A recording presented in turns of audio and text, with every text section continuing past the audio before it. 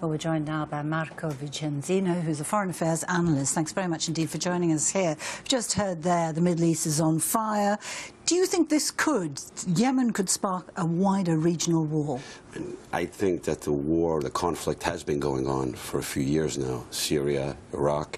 This is a further intensification, yes, but we see it scattered throughout parts of the Middle East. So this is a conflict that has been going on. It's intensifying now.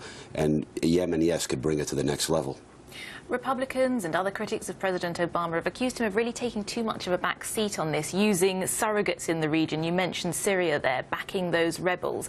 Is that what he's wanted all along, for countries like Saudi to take responsibility for peace in the region? Has he got what he wants? When he became president, when he was against the original invasion of Iraq in 2003, and he began the withdrawal of American troops, he's been wanting to see more powers in the region, not just in the region of the Middle East, but throughout the world, assuming their share of responsibility for regional and global problems also. So I would say that's part of his train of thought, but when he became president, I didn't think he realized the amount of conflict and what would be taking place, particularly after the events of one called the Arab Spring, now they call them the Arab uprisings of early 2011, and the fallout of that.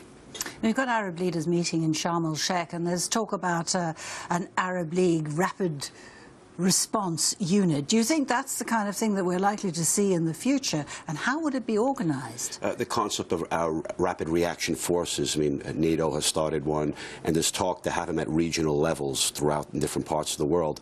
And one in the Middle East would be primarily, I would say, probably under the auspices of the Arab League, and much of that dominated by the Sunni nations. The 10-country coalition that we see right now involved in the action in Yemen, I would say that's something that would be their initiative, and particularly being financed by the Gulf countries. So first and foremost, I think the Gulf countries financing it, and other countries ranging from Egypt to Morocco also participating in that.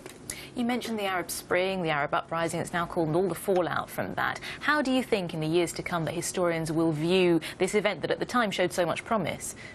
I think a lot of people had overestimated and not realized what was taking place. There was too much optimism at first, and they needed more realism.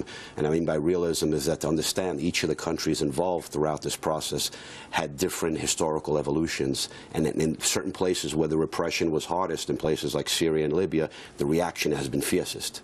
So I think one needs to take into account the history of these areas, and just important not to be naive. It's to be realistic. Optimism, good, but realism more than anything else. And the realism of the conflict between Sunnis and Shias. I mean, you talked about the Sunni, force outside, but you've got Iran in all of this, and it's talking about its axis of resistance. It's got Lebanon and Hezbollah, obviously the Assad regime in Syria, and the Shia forces in Iraq, and now Yemen fits into that. Sure.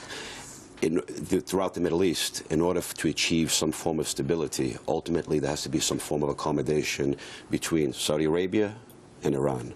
Without that, this competition will continue to spin. It will continue to spin out of control and to intensify. Wisdom must prevail amongst the regional leaders. Marco Vicenzino, thank you for that analysis. Thanks.